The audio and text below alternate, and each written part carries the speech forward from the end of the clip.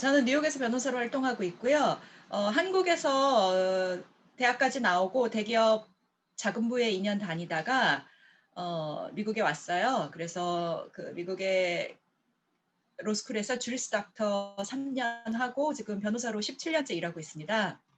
간단하게 제 소개 드렸고요. 예, 오늘 그 대부분 이제 미국에 새로 진출하시거나 수출을 하시거나 서비스나 물품을 이제 판매하시는 분들로 제가 알고 있어요. 근데 요즘에 뭐 원래 오늘 그 행사가 그 화장품 업계 이쪽 위주로 시작을 하셨다가 이제 다양하신 분들이 관심을 가지셔서 그 여러 가지 판매하시는 상품들이 여러 가지라고 제가 들었어요. 그래서 일반적인 얘기로 이제 미국에서 계약이란 어떤 것인가, 어떤 거를 유의하셔야 되는가 이런 거 위주로 이제 말씀을 드리겠습니다. 예, 상업계약의 이해라고 사실은 이 계약법이란 게 그 로스쿨에서 최소한 1년 배우고 또 프랙티스 하면서 뭐 한 10년을 해야 좀 이해가 갈 만한 분야라 오늘 이렇게 이해를 시켜드린다는 거로 주제는 잡았지만 아주 겉핥기식이에요. 그래서 간단하게 이제 말씀을 드리겠습니다. 그러면 계약과 계약서는 같은 거라고 대부분 생각을 하시는데 사실은 그렇지가 않아요. 계약은 누구와 누구가 만나서 합의를 보고 이렇게 약속을 하자. 그럼 계약이 사실은 체결이 되는 거거든요. 그런데 그렇게 계약을 해서는 나중에 소송이 걸리거나 분쟁이 생겼을 때 양쪽에서 이해하는 바들이 다르기 때문에 항상 이 분쟁이 생기거든요. 그랬을 때 나를 보호할 수가 없습니다. 그렇기 때문에 꼭 문구로 계약서를 작성을 하셔야 돼요. 이거는 제가 정말 강조를 지나치게 해도 과하지 않다 할 정도인데 제가 예전에 한국에서 이제 직장 생활을 할 때 그 모 기업의 그 인수계약서를 봤는데 기업이 기업을 인수를 하는 거였는데 딱 3페이지더라고요. 우리는 얼마에 이 기업을 이렇게 인수를 한다. 이렇게 계약을 쓰고 이제 법무팀이 들어가서 그 인수 당한 회사를 인수를 해야 되는데 거기서부터 문제인 거예요. 열고 봤더니 회계도 엉망이고 빚도 엄청 많고 그런데 계약서에 그런 내용이 전혀 없었기 때문에 어떻게 다시 물릴 수도 없고 그래서 그 인수합병 이후로 그 인수를 했던 대기업이 뭐 우리가 다 알만한 사이즈의 기업이었는데 그 이후로 이제 비탈길을 내려가기 시작했어요. 그런 일들이 이제 요즘에는 한국에서는 대기업들은 그 정도는 다 지나갔는데 이제 중소기업 하시는 분들께서 미국에 수출을 하시거나 서비스 계약을 하실 때 보면 아직도 인보이스 하나 갖고 오셔서 이제 돈을 못 받았다. 물품을 보냈는데 뭐 못 받았다. 하자가 있다고 돈을 안 준다. 이런 경우들이 아직도 있으세요. 그래서 반드시 구두로 계약을 하시도록 제가 말씀을 드리고요. 두 번째는 계약을 하실 때 구두로 계약은 하시되 다른 계약 우리가 합의한 내용과 계약서 내용이 다른 경우를 갖고 오신 경우들도 되게 많으세요. 그 경우는 왜 그러냐면 이렇게 합의를 했는데 이메일로 주고받은 내용, 뭐 전화로 통화한 내용을 100%그 계약서에 넣지 않으시고 우리 이건 알고 있는 거니까 하고서 계약서를 대충 작성하시는 거예요. 그렇게 돼서 나중에 문제가 생기면 상대방은 계약서대로 하자 하면 계약서대로 하면 말이 안 되는 거예요.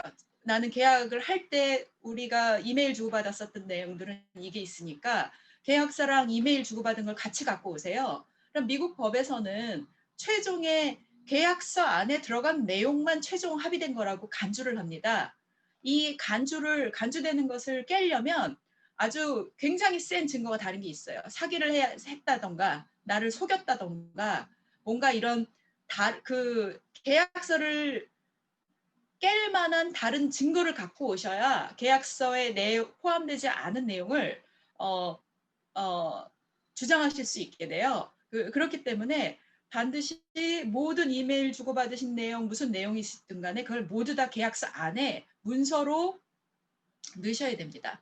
그리고 계약 관련해서 또 많은 문제가 되는 경우가 어떤 경우냐면 오래 거래를 하신 분들이기 때문에 요번에는 뭐가 좀 달라졌어요. 물건이 달라졌거나 지불 조건이 달라졌거나 뭐가 좀 달라졌는데 그 달라진 거를 아니 올해 우리 거래했던 거래처니까 하고 그냥 넘어가시는 거예요. 근데 그런 경우에는 반드시 뭐가 폐업을 준비하는 경우에 큰 오더를 넣고 그런 경우들이 종종 있습니다.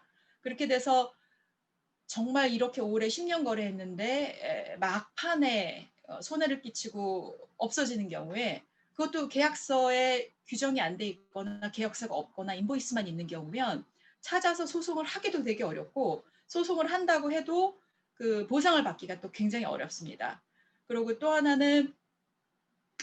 어, 또 하나는 미국하고 이제 새로 수출을 하시거나 이러실 때 또 계약서를 반드시 작성을 문서로 하셔야 되는 것은, 되게 좋은 사람이고 얘기가 다 됐어요. 그래서 우리는 합의가 됐고 이메일 주고받은 거에 기초해서 물건을 주고 돈을 받기로 했는데, 나중에 보면 딴소리를 하는 거예요. 근데 그 딴소리가 악의에 차서 딴소리를 하는 경우가 아니고, 어떤 경우엔 진짜 진심으로 오해가 생겨서 그런 경우도 굉장히 많습니다. 이게 한국 사람들끼리 해도 그런 경우가 많은데, 더군다나 영어를 쓰는 미국 거래처 또는 그 코리안 아메리칸들도 여기서 오래 살게 되면 한국이랑 그 기본 상식이라고 간주하는 것들이 달라지거든요.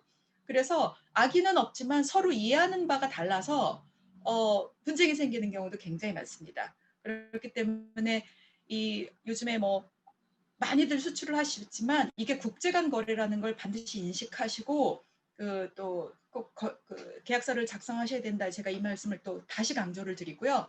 그러면 계약서는 이렇게 뭔가 다 명시를 해놨으니까 계약서만 쓰면 분쟁이 안 생기냐? 그렇지는 않습니다.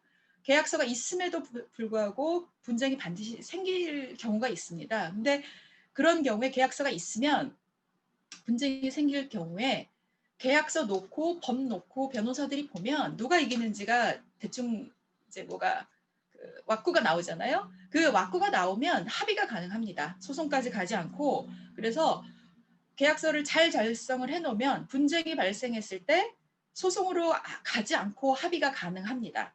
그렇기 때문에 반드시 또 계약서를 하셔야 되고, 제가 오늘 샘플로 나중에 또 PDF 파일을 보내드렸는데 그것도 한번 보시고요. 지금 이거는 제가 지금 작업하고 있는 그 상가 임대 계약입니다. 상가가 아니고 이제 병원 임대 계약인데 별로 크지도 않아요. 1년에 1억 정도 렌트 나가는 계약인데, 지금 페이지로는 이런 리걸 페이퍼 사이즈로 55페이지에 달하는 계약을 지금 작성을 합니다. 상가 리스 같은 경우에, 오피스 리스 같은 경우에 굉장히 간단하거든요. 왜냐하면 거진다 스탠다드에 따라서 계약을 작성을 하고, 또 부동산 법도 굉장히 디테일하게 규정이 되어 있기 때문에 별로 분쟁이 생길 않는 분야임에도 불구하고 보통 이 정도 계약서를 만들어요. 한 50페이지, 짧으면 30페이지 이 정도. 그 이유는 이 모든 내용을 다 넣어서 최대한 분쟁을 최소화하고 분쟁이 생겼을 때 해결을 신속히 할 수 있도록 계약서가 도와주기 때문에 이렇게 합니다. 그래서 이걸 보여드린 이유는 한국에서 계약하시던 것처럼 다 우리가 상식에 통해서 알고 있고 또 상도덕에 따라서 움직일 거다, 이런 간주 자체를 하시면 안 됩니다. 국제거래에서는 서로 상식도 다르고 문화도 다르고 상거래 양식도 많이 다르기 때문에 반드시 계약서를 최소한 첫 거래하실 때만큼은 계약서를 반드시 쓰세요. 그게 다시 한번 강조를 드립니다. 제가 이제 얼마 전에 있었던 케이스 같은 경우에는 뭐 인보이스 거래 같은 건 아까 문제 말씀을 드렸고, 샘플도 보내주고 다 계약서도 작성을 했는데 샘플하고 실제로 도착한 물건에 색이 다르다고 트집을 잡아서 결국 돈을 안 주는 거예요. 근데 색 같은 경우에도 계약서에 명시를 하는 방법이 있고, 또 샘플 색하고 여러 가지 계약서에 명시를 할 수 있는 방법이 있었는데도 불구하고 그 부분을 명확히 안 해놓으셔서 굉장히 어려운 상황이 되셨어요. 그래서 겨우 5천만 원짜리 갖고 소송을 할 것이냐 말 것이다 하시다가 결국은 이렇게 하는 것보다 그냥 손해를 보는 게 맞겠다 하셔서 그냥 포기하신 케이스가 있으셨거든요. 그러니까 지금 제가 시작하고 10분간에 걸쳐서 계약이 너무 중요하다 이 말씀을 드렸고요. 그다음에 그러면 계약할 때 계약서를 작성할 때 뭘 중시해서 봐야 되냐? 뭐 너무 중요한 내용이지만 거래 당사자 누구와 계약을 하시냐가 되게 중요한 내용입니다.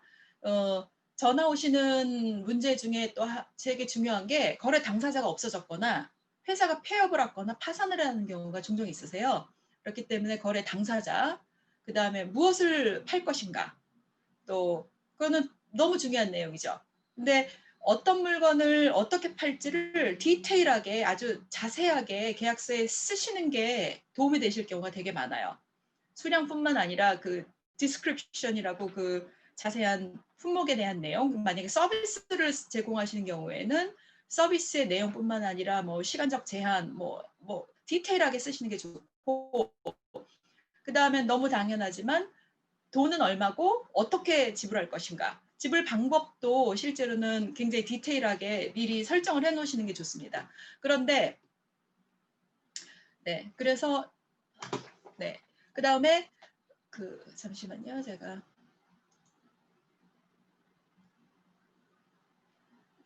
네, 그 다음에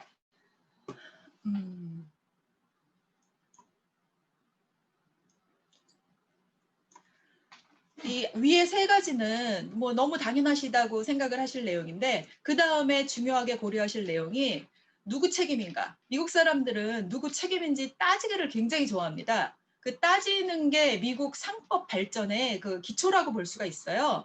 그래서 누구 책임이고 누구 잘못인지를 따진 다음에 그래서 어떻게 책임을 지울 것인가 이걸 따집니다. 계약서 내용 전체가 사실은 책임 소재에 대한 정리라고 볼 수도 있거든요. 그래서 크게 이제 누구 책임이냐 할 때는 이행을 불가할 경우에 상품을 보내준다고 했는데 예를 들어서 코로나 때문에 공장을 닫았다. 이런 경우에 그냥 사실은 계약을 이쪽에서 파기한 꼴이 되잖아요.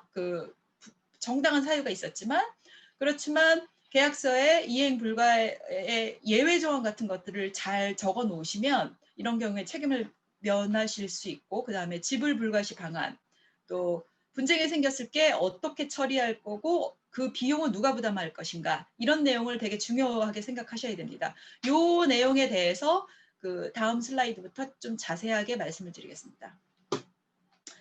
일단 계약의 주체 누구냐. 이제 계약서를 보시면 파티라는 말이 나오는데 뭐 다 아시겠지만 이게 파티하는 파티가 아니고 우리말로 치면 계약의 주체입니다. 갑과 을. 미국에는 사실은 갑과 을이라는 개념은 없어요. 한국 계약서에는 갑 누구, 을 이렇게 을 누구 쓰는데 그렇게 쓰진 않습니다. 그렇지만 미국에도 계약을 할 때 누가 세냐는 있습니다. 계약을 더 하고 싶은 사람, 누가 더 좀 이거를 꼭 이 계약을 성사시키고 싶은 사람이 을이 되는 거거든요.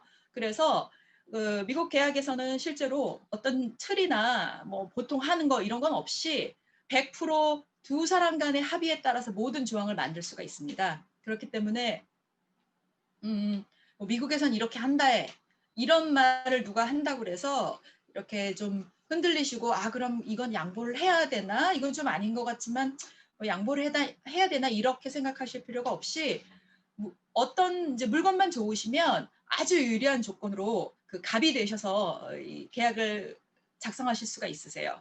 스탠다드 계약을 하시면 그렇게 되기가 어렵고, 내가 좋다, 내가 상당히 센 입장이다 하시면 이제 100% 이제 나한테 100% 유리한 식으로 계약을 작성하실 수 있다는 걸 알려드리고요. 그 다음에 이제 상대방이 이제 그 다음에 문제죠. 나는 이제 뭐 다 지금 강의 들으시는 분들이 본인이실 거고, 이제 상대방이 누구냐인데, 이런 국제계약에서는 사실은 개인이 상대방인 경우는 거의 없습니다. 회사인데 그 회사의 형태가 어떻게 되어 있느냐에 따라서 그 책임을 누가 지느냐가 살짝 달라질 수가 있어요. 그렇기 때문에 이제 회사 형태도 보시고, 저희한테 가장 또 많이 문의가 오시는 게 회사 규모가 정말 있는지 모르겠다. 많은 분들이 아시겠지만 미국에서는 회사 설립이 비교적 쉽고, 특히 비즈니스가 잘 활성화되는 이유가 회사 설립이 쉽고 그 회사의 책임을 유한 책임으로 하고, 만약에 파산 같은 경우로 빚을 떨구면 그 개인에게는 전혀 영향 없이 다시 그 회복할 수 있게 해주는 법들이 되어 있기 때문에 미국의 상업이 발전이 되는 거거든요. 그렇기 때문에 실제로 가짜 회사는 아니고 회사를 차려놓고 큰 물건을 조금 이렇게 거래를 하다가 크게 오던해서 없어지고 물건만 없어지고 이런 경우들이 사실은 종종 있는 것 같습니다. 제가 보면. 근데 이게 뭐 1억, 2억 그 사기를 치면 변호사 고용해서 다 소송을 하는데 예를 들어서 물건을 1,000만 원, 2천만 원을 오더를 해놓고 없어지는 회사들이 있으세요. 그러면 이게 국제거래니 한국에서 미국 비행기 타고 몇 번 와서 이 사람 확인하고 이러면 사실 2천만 원 판 거에 대한 이득은 다 없어지 그 저기 그 마진으로 그런 비용도 해결이 안 되기 때문에 1,000만 원, 2천만 원 손해 보시면 그냥 띄고 마시는 분들도 되게 많으시거든요. 그런 점을 악용해서 여기서 회사를 뭐 많이 차려놓고 뭐 한국에서나 중국 같은 데에서 물건을 오더해서 없어지거나 받기만 하고 이런 경우들이 있어요. 그렇기 때문에 계약을 처음 하실 때 또는 그 물건을 많이 보내실 때 거래 금액이 크실 때는 내가 갚을 경우에는 거래회사의 세금 보고 내역, 그 다음에 회사 재무제표 이런 또 작은 기업 같은 경우에는 재무제표도 별게 없을 경우가 많기 때문에 재무제표 플러스 회사 대표의 뭐 신용 크레딧 리포트라고 하는데 신용 등급 또 회사 대표의 개인 그 재정 상태 이런 것까지도 요구를 하실 수가 있어요. 제가 아까 갑가을 말씀을 드리면서 잠깐 말씀드렸던 거에 연장선상에 있는 겁니다. 그래서 내가 좀 센 위치에 있으실 때는 이런 것들을 요구를 당연히 하실 수가 있어요. 근데 한국에서 계신 분들은 이제 그렇게 요구하면 너무 내가 과한 거 아닌가? 그렇게까지 해도 되나? 이렇게들 생각을 하시는 경우가 있으신 것 같아요. 근데 그렇게 가능하십니다. 근데 내가 이제 을일 경우에는 네가 뭔데 우리 회사 재무제표까지 달래? 너희랑 거래 안 해? 이런 입장이 되면 그런 것까지는 요구하시기가 어려우시고 대신에 그럴 경우에는 지급 방법을 확실하게 물건은 보내고 돈은 못 받으시는 그런 상황은 생기시지 않도록 하시는 수밖에 없습니다. 그다음에 거래 주체가 돼서 간단한 말씀 드렸고요. 또 하나는 만약에 소송이 걸렸을 경우에는 소송 주체가 회사일 경우에는 반드시 변호사가 있어야 되거든요. 개인인 경우에는 개인이 본인이 소송을 해도 되는데 그렇지 않고 회사일 경우에는 반드시 변호사가 있어야 되니까 수출을 하시는 분께서도 그러시고 여기에서 수입을 하시는 상대 회사도 마찬가지입니다. 그렇기 때문에 어떤 경우에는 소송을 하겠다고 위협을 하시는 것 자체가 상대방에도 비용 초래를 하기 때문에 뭐 효과적으로 소송까지 가지 않고 문제를 해결하시는 수단이 되실 수도 있으세요. 이건 격가지 얘기긴 하고요. 그 다음으로 이제 거래 대상이 무엇이냐. 아까 이제 초반에 말씀드린 것처럼 계약서에 어떤 물건을 어떻게 파실 건지 명시를 하시는 게 좋습니다. 아까 이제 초반에 말씀드릴 때는 되도록이면 상세하게 쓰셔서 피해를 보시지 않는 게 좋다고 말씀을 드렸는데 사실은 어떤 경우에는 의도적으로 모호하게 쓰셔서 상대방이 계약을 깰 수 없게 하셔야 될 필요가 있으실 때도 있어요. 그렇기 때문에 이제 각 업체의 상황에 따라서 판매하시는 물건이나 서비스의 상황에 비해서 그거는 각각의 케이스에 따라서 결정을 하셔야 될 것 같아요. 이 거래 물품에 대해서 얘기하는 경우에 또 하나 또 고려하셔야 될 게 쇼핑 관련입니다. 물건이 이제 국제거래로 오가는 거기 때문에 오가는 사이에 분실, 화재, 배가 침몰되는 경우 이런 경우도 있고 또 선적 상황에서 문제, 또 여기 내려서 세관에서의 문제, 여러 가지 문제들이 각 단계에서 생기는 거는 여러분들께서 잘 알고 계시기 때문에 그 쇼핑을 어떻게 할 것인지, 쇼핑의 책임은 어디서 갑에서 을로 넘어가는지 그 내용을 명시를 하시는 게 좋습니다. 보통 BL 같은 데도 나와 있고 이렇긴 하지만 계약서에 명시를 해주시는 게 나중에 분쟁을 예방하시는 데 굉장히 좋고요. 그 다음에 또 핵심 조항, 이게 가장 중요한 내용이죠. 지불을 어떻게 할 것이냐.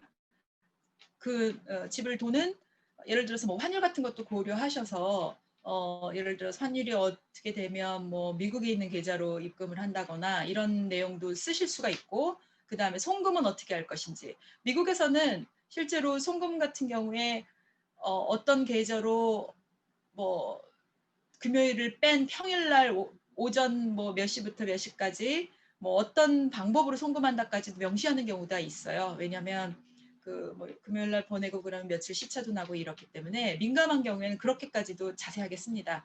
그다음에 대부분은 그 지불을 안 하는 경우에는 물건에 컴플레인이 있기 때문에 그런 경우가 많거든요. 그래서 물건에 컴플레인이 있어서 대개 지불 거절이나 뭐그 얼마 디덕트를 해서 지불겠다 하는 문제들이 생기기 때문에 그 지불하고 같이 생각하실 게 컴플레인을 어떻게 할 것인가. 만약에 물건에 문제가 있을 경우에 얼마나 빨리 어떤 방식으로 누구에게 컴플레인을 하고 그 컴플레인을 어떤 식으로 이제 판매하신 분께서는 해결을 해줄 것이고 그 기한은 언제 할 것인가를 명시를 해놓으셔야 그걸 물건에 문제가 있는 거를 핑계를 삼아서 전체 금액을 송금을 지연시키는 그런 사태를 막으실 수가 있거든요. 그래서 지불 시기하고는 컴플레인에 관한 그 노티스 이런 내용도 같이 이제 같이 명시를 해두시는 게 좋습니다.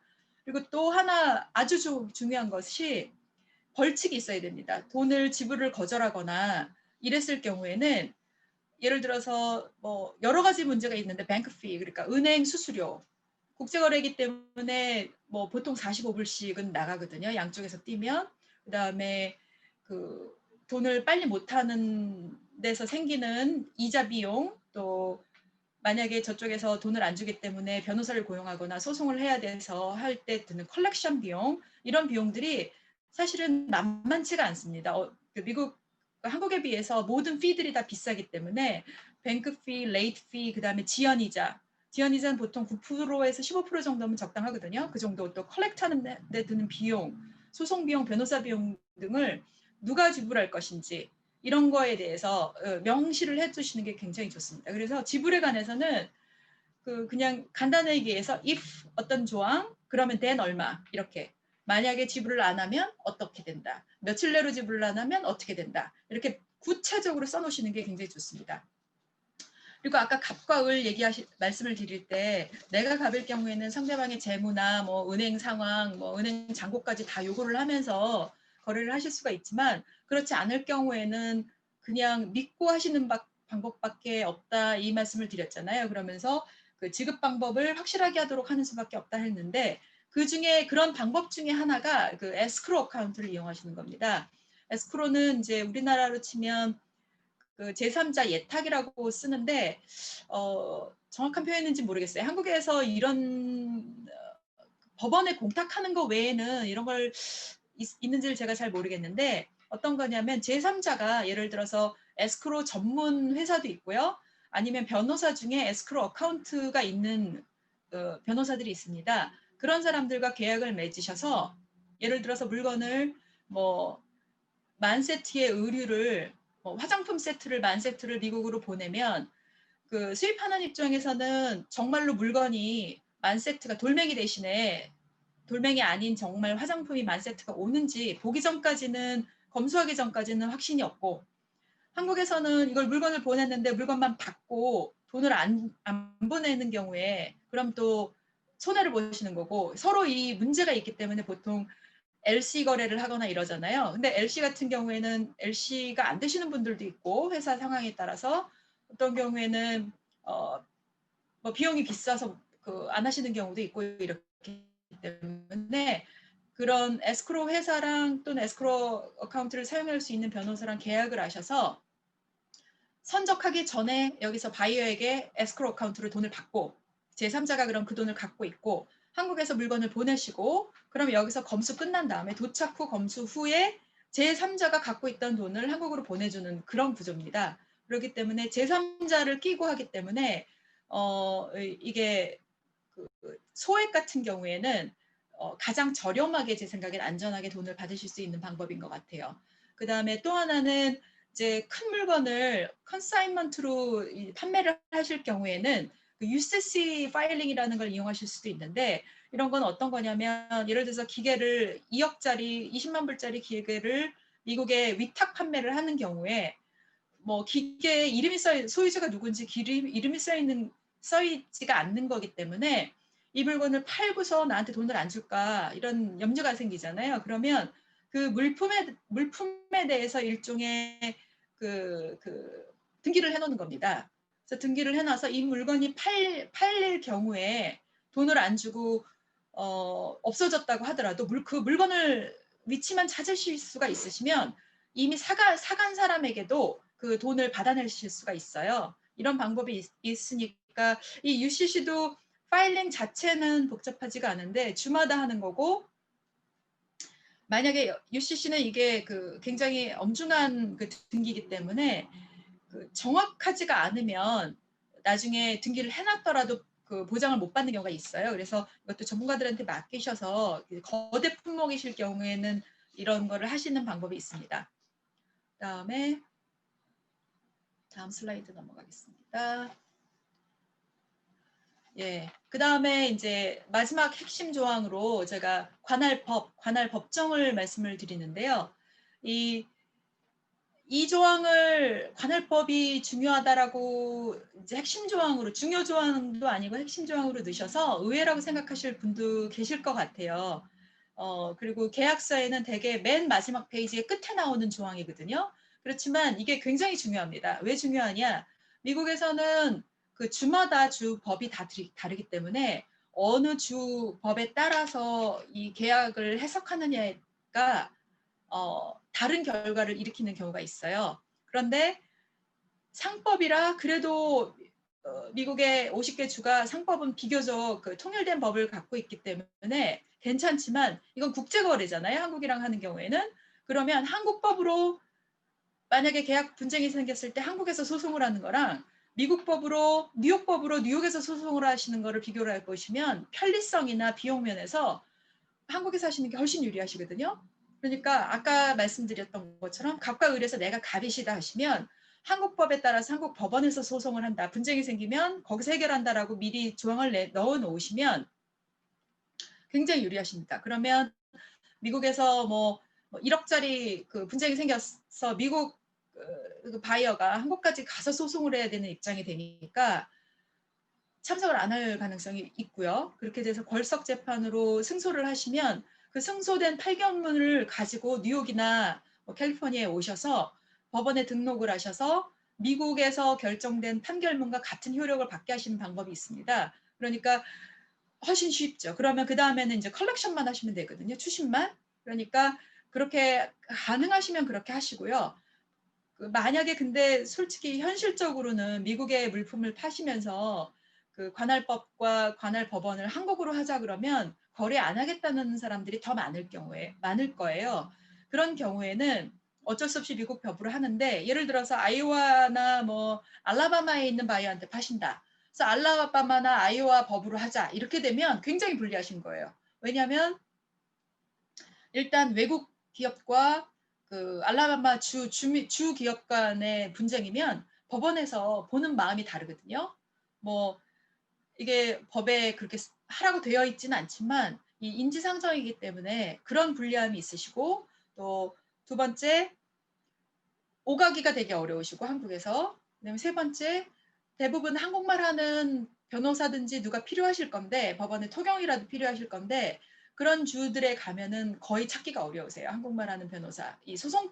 한국말을 할 뿐만 아니라 소송까지 하는 변호사를 찾기는 굉장히 어려우세요. 그러시기 때문에 되도록이면 한국법으로 안 될 경우에는 뉴욕이나 캘리포니아 이런 양쪽에 있는 주 중에 한 주로 관할 법원과 관할 법을 정하시는 게 좋습니다. 왜 뉴욕과 캘리포니아를 왜 딱 찍어서 얘기를 하냐 하면, 이 두 주는 원래 상법이, 특히 뉴욕 같은 경우에는 상업이 발달이 된 주기 때문에 소송에 대한 노하우가 축적이 된 게 굉장히 많아요. 케이스로가 굉장히 많다는 말씀입니다. 그래서 소송까지 가지 않아도 변호사들이 사건 내용을, 팩트를 다 체크를 해보면 이거는 가망이 없다. 당신은 그냥 집니다. 그냥 합의하시죠. 이런 식으로 결론이 날 확률이 되게 높아요. 첫 번째는. 그다음에 두 번째는, 그래서 아무튼 축적된 케이스로가 많기 때문에 뉴욕이나 캘리포니아가 좋으시다. 그다음에 두 번째는 미국에서도 요즘에 뜨고 있는 버지니아나 텍사스 같은 경우에는 거기도 막 요즘에는 상업이 많이 일어나고 있지만 아까 말씀드린 대로 그 남부고 한국말 하는 변호사를 찾기 어렵다는 그런 단점이 있으세요. 한국인이기 때문에 이게 문제인 겁니다. 그다음에 예, 이런 이유 때문에 거버닝 로가 굉장히 중요합니다. 그다음에 또 그 거버닝 로하고 관련돼서 또 하나가 중요한 게 이런 분쟁이 발생됐을 경우에 그 소송으로 가거든요, 보통은. 근데 미국에서는 인지대는 굉장히 쌉니다. 소송할 때 인지대가 한국에서는 소송 가액에 비해서 인지대를 따로 그거에 비례해서 내는 걸로 제가 알고 있는데 미국에서는 소송 인지대는 굉장히 싼데 변호사 비용이 비쌉니다. 거진 변호사들이 소송을 시간당 받고 미국 같으면 뭐 저렴하면 400불, 뭐 비싸면 한 1,200불까지 받거든요. 시간당. 이게 뭐 일당이 아니고 시간당이기 때문에 대부분의 영세가 아니고 그냥 중규모 기업들도 소송 비용 감당이 안 됩니다. 그리고 소송 비용을 할 수 있다고 하더라도 예를 들어서 소송 가액이 1억인데 변호사비 5천만 원 들이고서 소송할 수는 없잖아요. 그렇기 때문에 분쟁 발생 시 소송으로 가기 전에 아비트레이션이나 미디에이션으로 해결을 한다. 이렇게 명시를 해놓으시는 방법이 굉장히 좋습니다. 그렇게 되면 소송하기 전에 일종의 그 중재인을 놓고 합의를 하는 겁니다. 그거를 명시를 해서 반드시 아비트레이션이나 메디에이션을 하도록 규정을 해놓으시면 소송까지 가지 않고 비교적 저렴하게 해결을 하시는 방법도 있습니다. 여기서 이제 중재하고 조정이 한국에서도 어떻게 다른 뜻으로 쓰이는지는 모르겠는데 아비트레이션을 하시면 아비트레이션 패널이 결정을 하면 따르셔야 되고요. 미디에이션을 하시면 미디에이션 패널에서 결정을 한 거는 권고사항이기 때문에 그게 내 마음에 들지 않고 이건 도저히 부당하다 생각하시면 소송으로 가실 수 있습니다. 그 차이가 있고 그래서 여기까지가 이제 핵심 조항이시고요.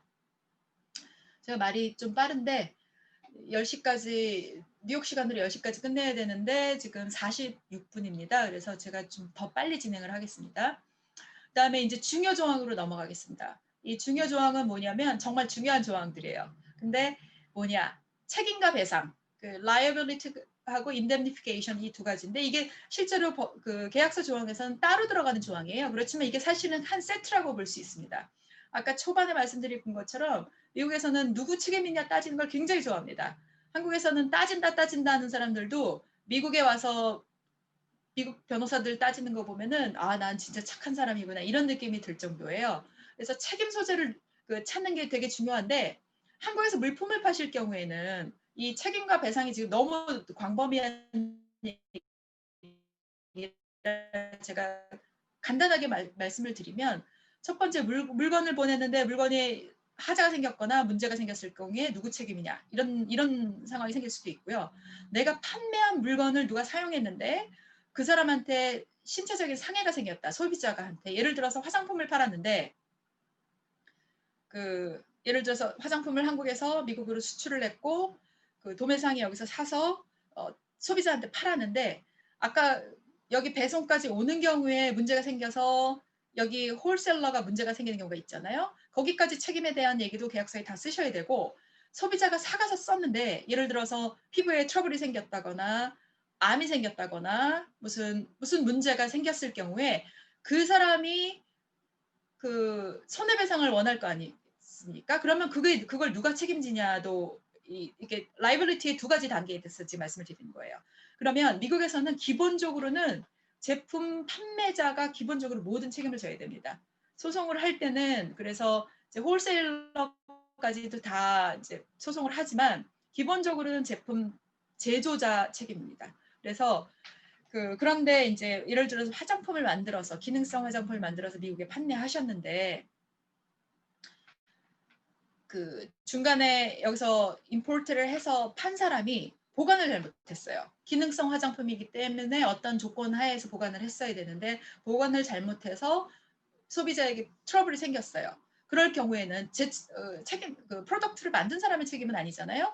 그러면 홀셀러한테 책임을 넘겨야 되는데 그런 내용들에 대해서 구체적으로 계약서에 돼 있으시면 분쟁이 커지지 않고 홀셀러한테 떠넘기실 수가 있는데 계약서에서 그런 내용이 없으시면 기본적으로는 그 프로덕트를 만드신 분이 책임을 지셔야 되는 상황이 됩니다. 그렇기 때문에 그런 내용도 좀 알고 계셔야 되고요.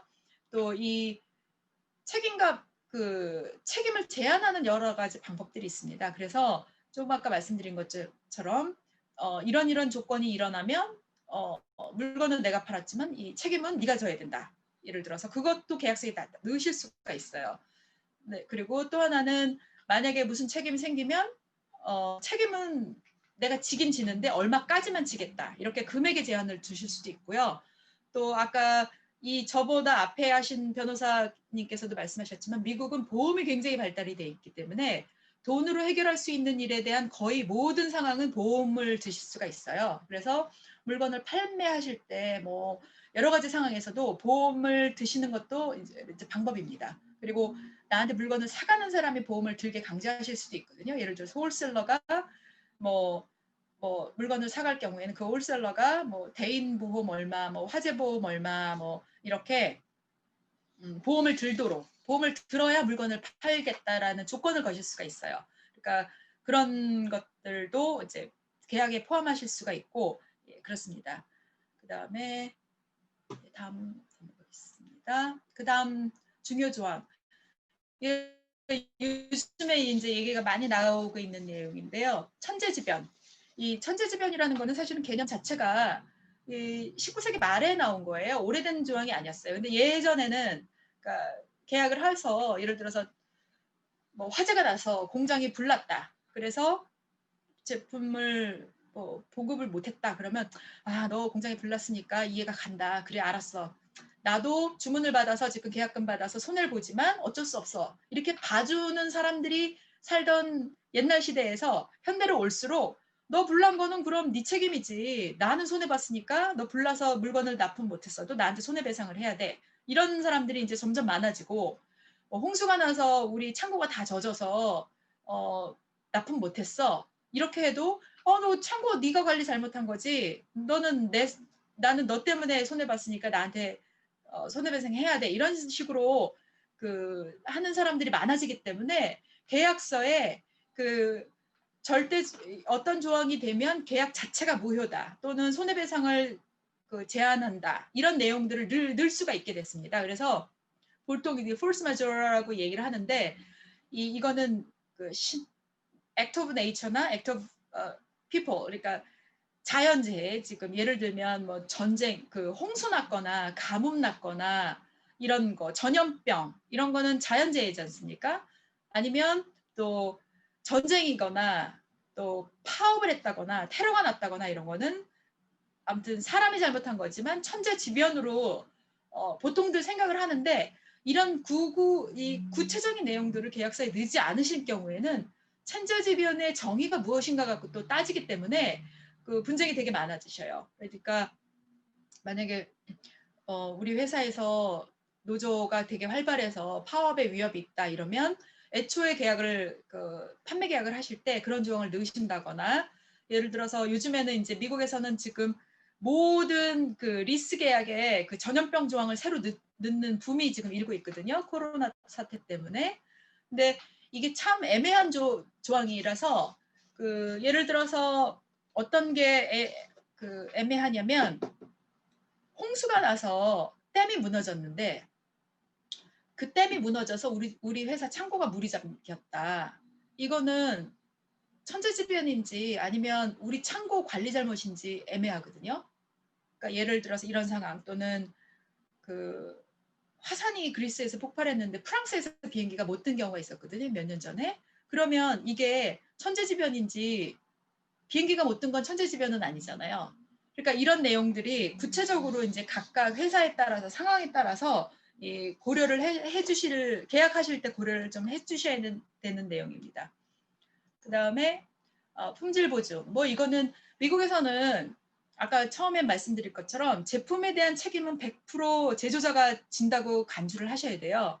그리고 굉장히 정보 규제나 소비자 보호 그 법이 심하게 되어 있기 때문에 뭐 워런티를 주시지 않으셔도 뭐 거의 implied 된 게 있다고 그러니까 그 암묵적으로 워런티가 됐다라고 전제하는 경우가 굉장히 많습니다. 그러니까 미국에 판매하실 때는 굉장히 그런 부분을 고려를 하셔야 돼요. 맥도날드 컵에 뭐 뜨거우니 조심해라 이런 너무나 커피컵이 뜨거운 건 당연하지만 그 문구를 써놓는 이유 자체가 미국에서는 그런 건 갖고서도 소송이 되기 때문에 이게 그런 족구가 들어갈 수밖에 없는 거고요.